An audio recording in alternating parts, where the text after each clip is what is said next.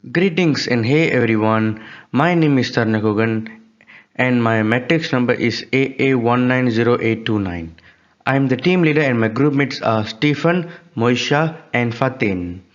I am here to present one of the mobile telecommunication systems which is Wireless Local Area Network or in other words WLAN. Definition: Wireless Local Area Network, also known as WLAN, is a computer network that enables devices to connect wirelessly using high-frequency radio waves in a limited range such as office, building, home, and etc. WLAN permits end users to travel within the limited coverage area as well having an internet connection. We first start with the history and evolution. The first wireless communication network, the Aloha Net, was invented by the well-known Norman Abramson, who was a professor at the University of Hawaii.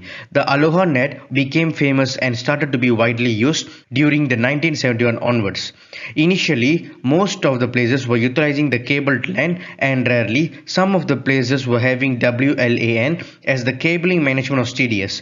But the cost of the fixing and management of WLAN was high those days, so some of the places were having that functionality. In 1990, the IEEE introduced the standards which is dominantly the diverse range of IEEE 802.11 versions.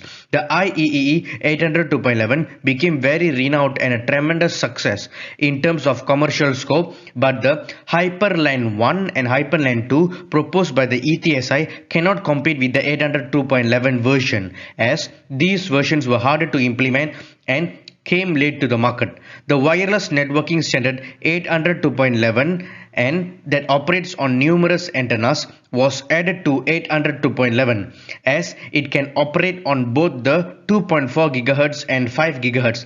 The 2.4 and 5 GHz frequency are frequency bands which can be considered as the range of radio wave frequencies used to transfer data in the wireless spectrum. Now we're going to look about the architecture of wireless local area network. They got 5 kind of architecture, and the first one is stations. All components that can connect into a wireless medium in a network are referred to as stations. All stations are equipped with wireless network interface controllers. Wireless stations fall into two categories, which is wireless access points and clients. The next architecture is basic service set. The basic service set is a set of all stations that can communicate with each other at physical layer. The third architecture is independent basic service set. An independent basic service set is that no network infrastructure is required. An independent basic service set is simply comprised of one or more stations which communicate directly with each other. The fourth architecture is extended service set. An extended service set is a set of connected basic service set.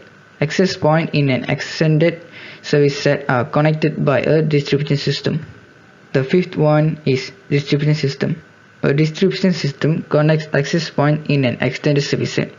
The concept of a distribution system can be used to increase network coverage. There are two types of WLAN, which are the infrastructure mode and ad hoc mode. First, we discuss about the infrastructure mode. This is one type of WLAN which is widely used in companies and organizations. The laptops, smartphones, desktop computers are known as wireless devices have to connect to WAP to use the network. This is what we recognize as infrastructure. The wireless devices will transfer data between access points and not directly with each other. WAP behaves as a bridge between wireless traffic and a wired network to transmit and receive data between each other. This mode is primarily designed after considering security and scalability problems. Now we're going to look about one of the type of wireless local area network, which is called as peer-to-peer network. What is a peer-to-peer network?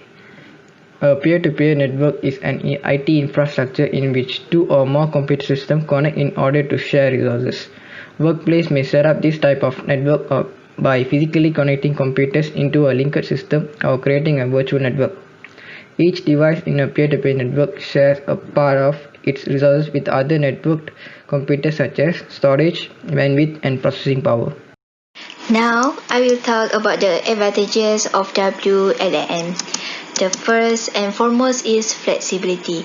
You can easy to add more device into it since it's wireless. There is possibility of temporary network configuration. If a network configuration is done for a fixed amount of time, later time it can be just deconfigured and can reassemble and disassemble that particular kind of configuration. Then robustness to external conditions. That means it's not affected easily by any natural calamities if there is a flood or if there are some earthquakes. Then you have the increased mobility and collaboration. Users can move around the environment without losing any connection. So it is basically the frequency of use, or you just move from one base station to one base station without losing your connections. Disadvantage of WLAN. WLAN is a limited area to cover, so when you off from the area, you can't stay connected. And government agencies can limit the signals of WLAN, so its affect data transferring from one device to another device. If a number of connected devices increase, means the rate of data transfer will be decreased. Scammers can easily attack your transmitted data, and WLAN has a low data security. Signals may be affected by the environment, thus the signals interruption can occur. WLAN access points are expensive comparing using wire and hubs. In addition, low data transfer can occur because WLAN uses radio frequency. Thank you.